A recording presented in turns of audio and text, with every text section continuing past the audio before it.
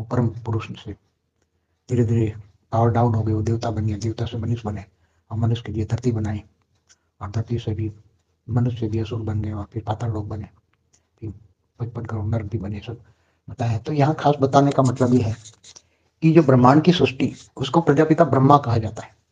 प्रजापिता ब्रह्मा, ब्रह्मांड की सारी सृष्टि का क्रिएटर, रचयिता प्रजापिता ब्रह्मा होता है।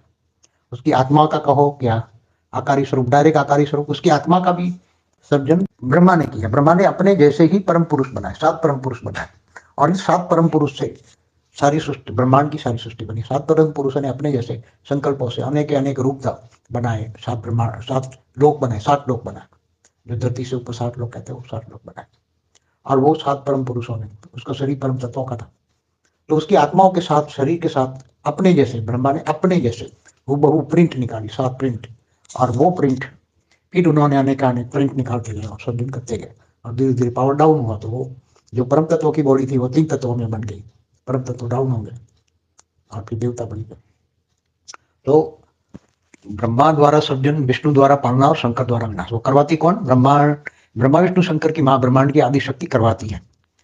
तो ब्रह्मांड की आदि शक्ति ब्रह्मा द्वारा सर्जन, विष्णु द्वारा पालना और शंकर द्वारा विनाश करवाती है। तो आदि शक्ति डायरेक्ट नहीं पैदा करती बच्चे, ये आदि पुरुष शिव, सदाशिव या सदा शक्ति ने तो केवल एक विष्णु को बनाया और विष्णु के नाभि से ब्रह्मा निकला। अब ब्रह्मा ने 7 परम पुरुष बनाए, इससे सारी सृष्टि निकली, 7 परम पुरुष से सारी सृष्टि बनी। पूरी ब्रह्मांड की रचना 7 परम पुरुष से हुई।